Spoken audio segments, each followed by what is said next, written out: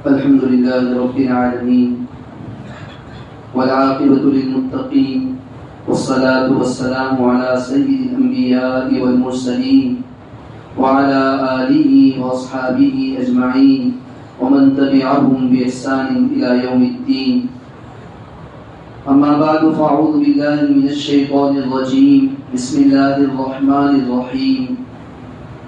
ولا تركنوا إلى الذين ظلموا فتمسكم النار وما لكم من دون الله من أولياء ثم لا تنصرون.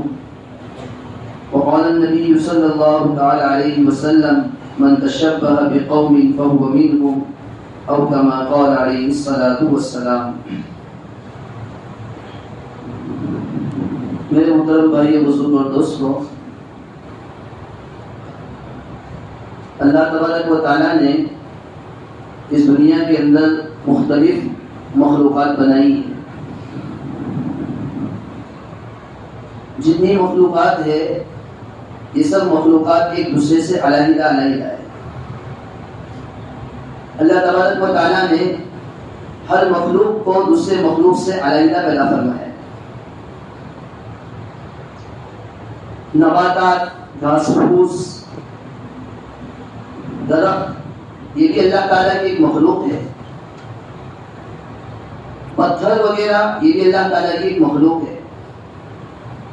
لیکن آپ غور کیجیے، اللہ تبارک و تعالیٰ نے دونوں میں فرق رکھا ہے.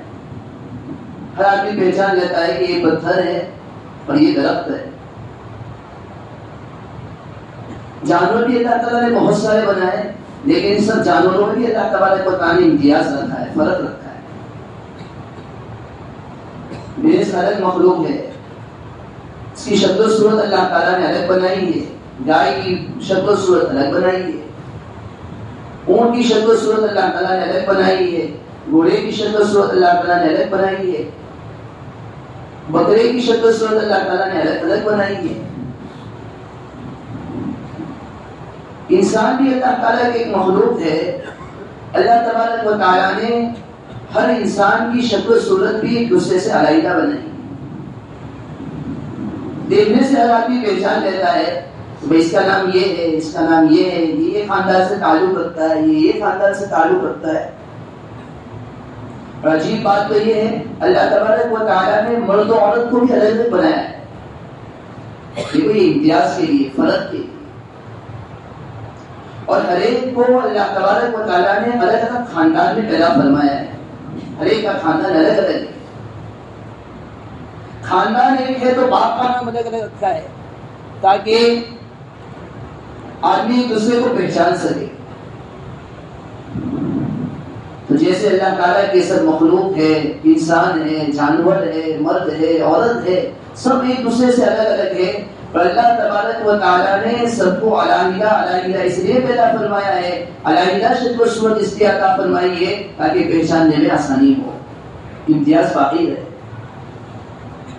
اسی طرح دنیا کے اندر بہت سارے مذاہب ہیں. کوئی یہودی ہے، کوئی عیسائی ہے، کوئی مجوسی ہے، آگ کی عبادت کرنے والا ہے، کوئی مشرک ہے. دنیا میں مختلف مذاہب ہے. کوئی مسلمان ہے. آپ ان مذاہب میں بھی غور کریں گے، اللہ تبارک و تعالیٰ نے اللہ تعالیٰ کی طرف سے نظام ایسا بنایا گیا ہے، ہر مذہب کے رہن سہن، طور و طریق الگ علیحدہ رکھے گئے. اسلام کی ایک الگ شان ہے، مسلمان کی ایک الگ شان ہے، مسلمان کا ایک الگ امتیاز ہے. یہود کا طور و طریق الگ ہے، عیسائی کا طور و طریق الگ ہے، ایک ہندو مذہب کے ماننے والے کا طور و طریق الگ ہے، اس کا رہن سہن الگ الگ ہے. اب کوئی مسلمان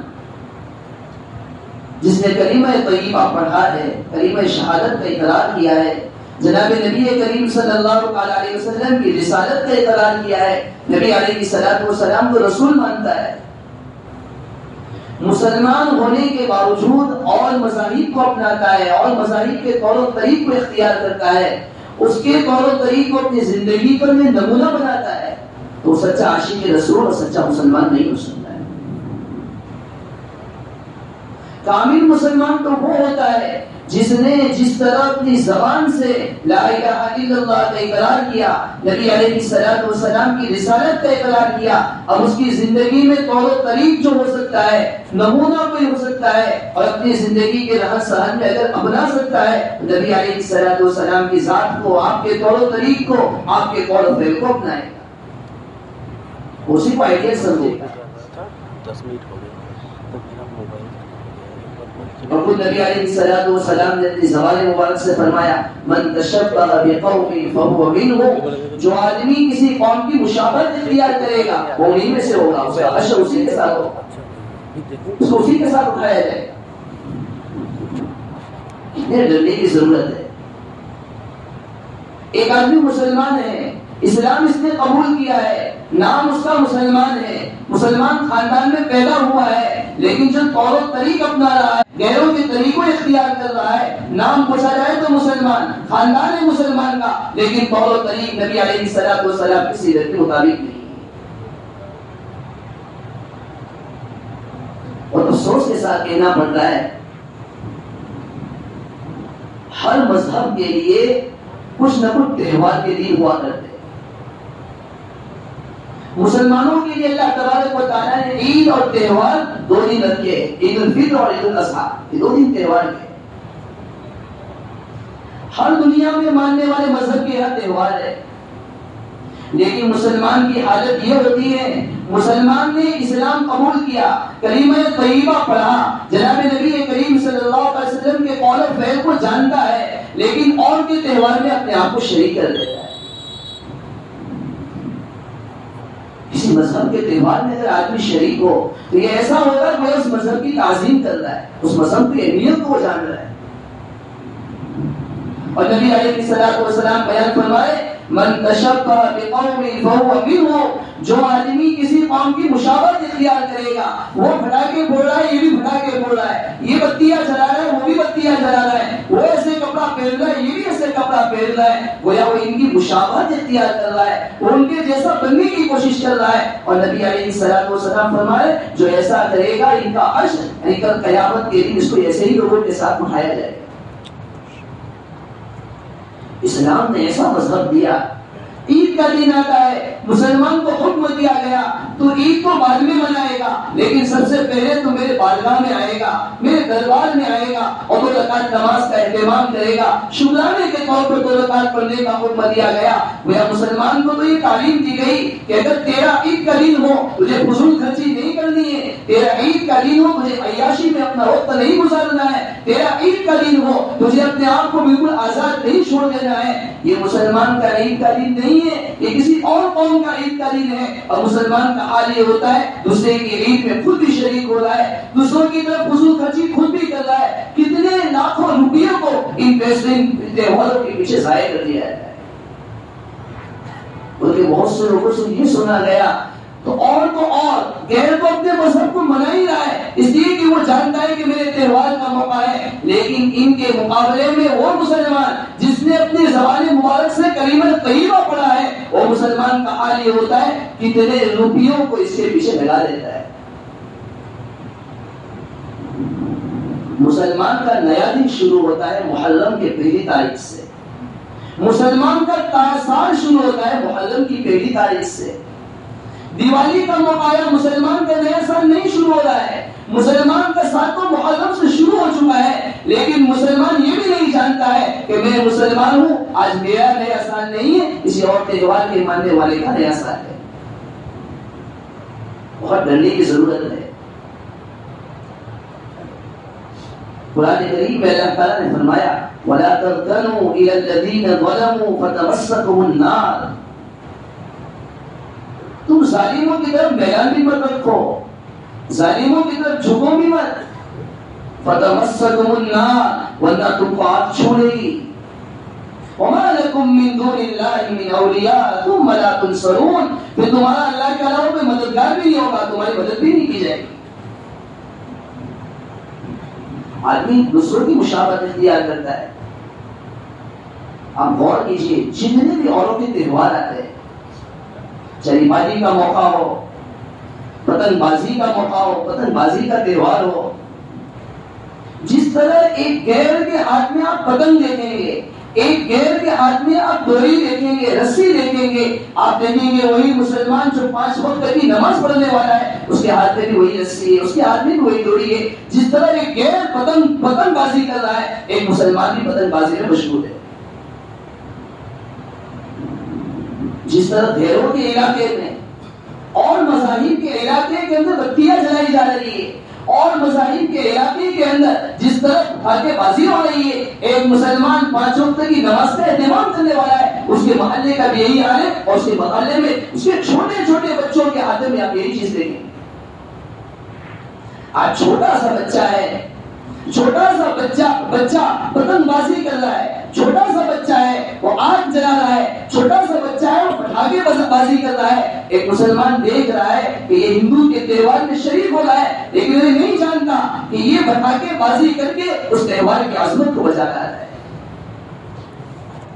دیکھو مشابہت اختیار کرنا کتنی بری چیز ہے. حکیم الامت مجدد ملت حضرت مولانا اشرف علی صاحب تھانوی رحمۃ اللہ علیہ کی کتاب میں لکھا ہے کہ مکہ المکرمہ میں ایک آدمی کا انتقال ہو گیا. انتقال کے بعد اس کو وہیں پر دفن کر دیا گیا. کچھ عرصے کے بعد کسی اور آدمی کا انتقال ہوا تو لوگوں نے سوچا کہ قبر تو پرانی ہو چکی ہے، یہیں پر قبر کھود دی جائے اور اس آدمی کو یہیں پر دفن کر دیا جائے. لوگوں نے جب قبر کھودی تو قبر کے پاس، قبر کے اندر دیکھا کہ ایک عورت ہے،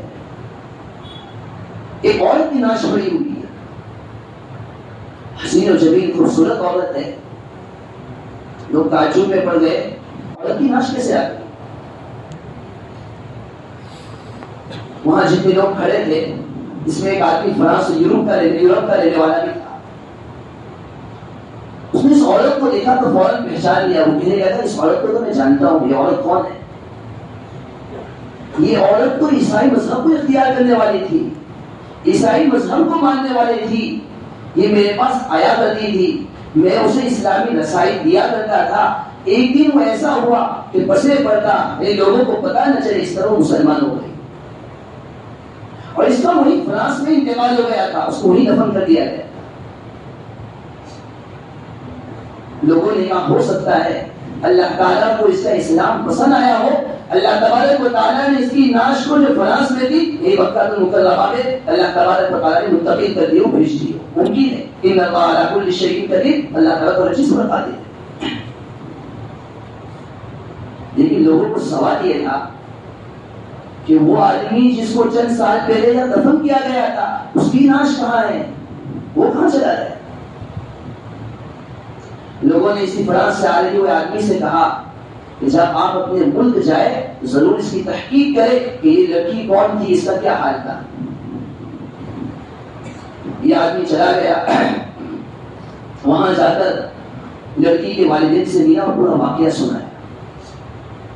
والدین ماننے کے لیے تیار نہیں کہ کیسے ہو سکتا ہے، ہماری لڑکی کی نعش وہاں کیسے منتقل ہو سکتی ہے. یہ آدمی نے بڑا اصرار کیا کہ میں چاہتا ہوں کہ یہاں پر جو اس کی قبر کو کھود کر دیکھوں کہ اس کی قبر میں کسی نعش رکھی ہوئی ہے. جب والدین کے سامنے پورا واقعہ سنا ہے، والدین نے اجازت دے دی کہ ٹھیک ہے ہماری بیٹی کی قبر کو جا کر کھودا جائے. قبر کھودی گئی.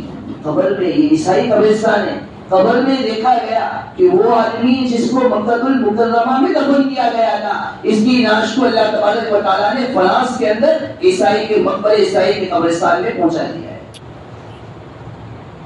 سمجھ میں نہیں آیا. اس آدمی نے مکہ المکرمہ کے رہنے والوں کو اطلاع دی کہ وہ آدمی جس کو مکہ المکرمہ میں دفن کیا گیا تھا اللہ تبارک و تعالیٰ کی طرف سے اس کو یہاں منتقل کیا گیا.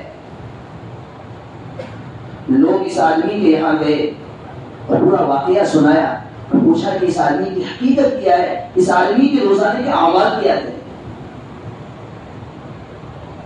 لوگوں نے سنایا کہ آدمی نماز کا تو بڑا اہتمام کرتا تھا، دیندار تھا، لیکن اس کی عادت بری تھی. وہ یہ تھی کہ جب بھی غسل کی ضرورت پڑتی، غسل حاجت ہوتا، احترام ہوتا، فرض غسل ہوتا تو وہ یوں کہتا کہ نصارہ کے یہاں اتنا اچھا ہے کہ ان کے یہاں غسل کرنے کی ضرورت ہی نہیں پڑتی. وہ ایسا بار بار کہہ دیا کرتا تھا. لوگ سمجھ گئے کہ واقعتاً یہی بات ہے کہ اسے کسی اور مذہب کی بات پسند آئی. وہ اپنی زبان سے یہی کہا کرتا تھا کہ نصارہ کے یہاں عیسائی کے یہاں کتنا اچھا ہے کہ جب ان کے یہاں غسل فرض ہوتا ہے غسل کرنے کی ضرورت ہی نہیں پڑتی ہے. بس اس کی زبان سے یہ نکلا ہوا جملہ اللہ تعالیٰ کو پسند نہیں آیا. اور وہ لڑکی جو دیندار ہو گئی تھی عیسائی مقبرے عیسائی قبرستان میں تھی, اللہ تعالیٰ نے اس کی نعش کو مکۃ المکرمہ میں منتقل کر دیا. اور یہ آدمی جو شریعت کو جاننے والا تھا, شریعت کو ماننے والا تھا, نماز کا اہتمام کرنے والا تھا, لیکن کسی مذہب کی کوئی بات اس کو پسند تھی, اللہ تبارک و تعالیٰ کو یہ بات اس کو ایسی نہ پسند آئی, اس کی نعش کو اللہ تعالیٰ نے وہاں کے قبرستان میں منتقل کر دیا. سوچنے کی ضرورت ہے. ایک بات تو یہ سمجھ میں آتی ہے ہم اپنی زبان سے کئی مرتبہ کس طرح کے الفاظ کہتے تھے. دوسری بات یہ سمجھ میں آتی ہے کہ جو آدمی جس قوم کی مشابہت اختیار کرتا ہے, میرے نبی علیہ الصلوۃ والسلام کی بات بالکل سچی ہے. آپ علیہ الصلوۃ والسلام نے فرمایا من تشبہ بقوم فهو منهم, جو آدمی جس قوم کی مشابہت اختیار کرے گا اسی کو اسی کے ساتھ اٹھایا جائے گا. سیر کی کتابوں میں لکھا ہے حضرت موسیٰ علیہ السلام اور جادوگروں کا مقابلہ ہوا. جادوگر جب مقابلہ کے میدان میں تشریف لائے تو حضرت موسیٰ علیہ السلام کے لباس کو پہن کر تشریف لائے. دونوں میں مقابلہ ہوا. اللہ تبارک و تعالیٰ کی طرف سے موسیٰ علیہ السلام کو جیت حاصل ہو گئی. اور جیسے ہی ساحروں نے اور جادوگروں نے دیکھا کہ موسیٰ علیہ السلام نے اپنے عصا اور لاٹھی کو زمین پر مارا, وہ اژدہا بن گیا اور ان ساحروں اور جادوگروں کے جتنے سانپ تھے ان سب سانپوں کو نکل گیا. فوراً یہ جادوگر اللہ تبارک و تعالیٰ کے سامنے سجدے میں گر گئے. قرآن نقل کیا قالوا آمنا برب هارون السحرة ساجدين قالوا آمنا برب العالمين رب موسیٰ وہارون. سجدے میں سارے کے سارے جادوگر گر گئے اور کہنے لگے ہم موسیٰ اور ہارون کے رب پر ایمان لے آئے, رب العالمین پر ایمان لے آئے, موسیٰ اور ہارون کے رب پر ایمان لے آئے. جیسے ہی یہ ایمان لے آئے موسیٰ علیہ السلام اللہ کے بارگاہ میں سجدے میں گر گئے, اللہ تعالیٰ کا شکریہ ادا کیا. پھر اللہ تعالیٰ سے کہنے لگے اللہ یہ سارا مقابلہ کا میدان تو فرعون کی ہدایت کے لیے تیار کیا گیا تھا, فرعون کو بتلانے کے لیے تیار کیا گیا تھا, تیرا معجزہ تو اس لیے دکھایا گیا تھا کہ فرعون اسلام لے آئے. اللہ کیا بات ہے, سمجھ میں نہیں آ رہا.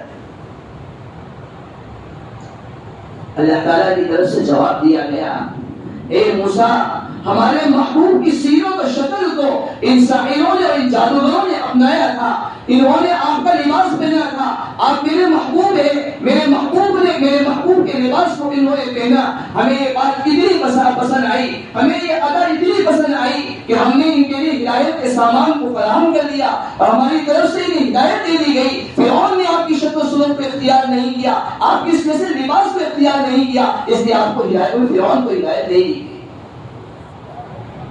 غور کرنے کا مقام ہے وہ جادوگر جو موسیٰ علیہ السلام کو ہرانے کے لیے نیت سے آئے تھے, وہ جادوگر جو موسیٰ اور ہارون کو ماننے کے لیے تیار نہیں تھے, جو فرعون سے انعام حاصل کرنے کے لیے آئے تھے کہ ہماری جیت ہو جائے گی اور اللہ تعالیٰ ہمیں جیت حاصل ہو جائے گی پھر موسیٰ علیہ السلام کو ہرا دیں گے. ہاں لیکن لباس پہنا تھا موسیٰ علیہ السلام والا لباس, شکل و صورت اختیار کی تھی موسیٰ علیہ السلام کی. اللہ تعالیٰ کو یہ ادا اتنی پسند آئی, اللہ تعالیٰ نے انہیں ہدایت دے دی. معلوم ہے جو آدمی جس قوم کی مشابہت اختیار کرے گا اللہ تعالیٰ کی طرف سے اسی کے ساتھ اس کو اٹھایا جائے گا. روایت میں آتا ہے اللہ تبارک و تعالیٰ کی طرف سے بنی اسرائیل میں سے ایک نبی کی طرف وحی بھیجی گئی. اوحى الله الى نبي من انبیاء بنی اسرائیل, بنی اسرائیل ایک نبی کی جانب وحی بھیجی گئی. قال اللہ تعالیٰ نے فرمایا لا تدخلوا مداخل اعدائی, میرے دشمنوں کے مخصوص داخل ہونے کی جگہ پر داخل مت ہوا کرو, جہاں سے میرے دشمن خاص طور پر ان کے داخل ہونے کے دروازے ہو.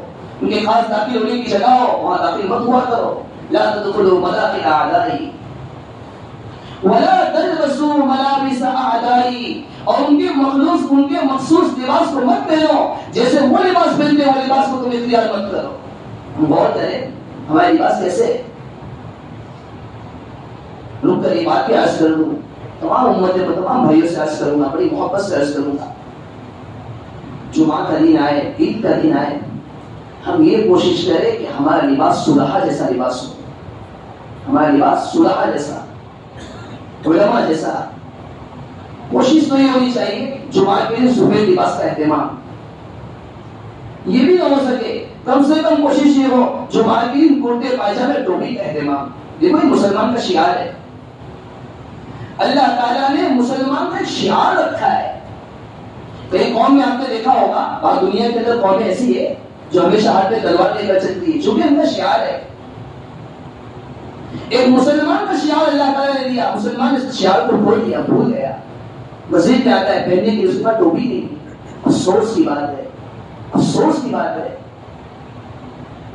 ہم کس کی بارگاہ میں حاضر ہو رہے؟ اللہ کے دربار میں حاضر ہو رہے.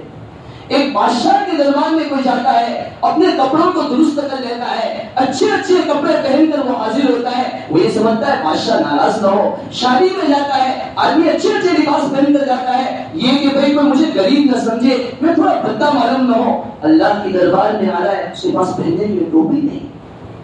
وہی ٹوپی جو کچرے کے ڈبے میں رکھی رہتی ہے وہی ٹوپی اپنے سر پر لگا ہے، اپنے سر پر تاج رکھتا ہے. کوئی کسی کو نہ کہے، ہر ایک اپنے آپ میں غور کرے. پہلی گزارش یہ عام طور پر جب بھی نماز کے لیے آئے عمدہ لباس میں آئے، میں اللہ کی بارگاہ میں حاضر ہو رہا ہوں، کسی اور کے پاس نہیں جا رہا ہوں. میرا پیشانی کسی اور کے پاس نہیں ٹکے گی. آج میں رب العالمین کے سامنے پیشانی ٹکا رہا ہوں، عطر لگا کر خوشبو کر کے. نبی علیہ السلام نے اس نے کیا حکم دیا؟ جب بھی مسجد میں جائے مسواک کر کے جائے. سنت ہے اپنے منہ کو صاف کر کے جائے. لباس عمدہ ہو، اچھا لباس پہن کر، خصوصاً جمعہ کے دن، عید کے دن تو ہر آدمی کا لباس ایسا ہو مسلمان کی شان کا بڑھ رہی ہوگی یہ مسلمان ہے. تو بنی اسرائیل کے نبی کو کہا گیا لا تدخلوا مداخل اعدائی، میرے دشمنوں کے داخل ہونے کی جگہ پر مت داخل ہوا کرو. ولا تلبسوا ملابس اعدائی، میرے دشمنوں کے لباس کو مت پہنو، جو ان کا مخصوص لباس ہے وہ مت پہنو. ولا تركبوا مراكب اعدائی، میرے دشمنوں کی خاص سواری پر سواری مت کیا کرو. آگے کہا گیا ولا تطعموا مطاعم اعدائی، میرے دشمن کے خاص کھانوں کو کھاؤ نہیں.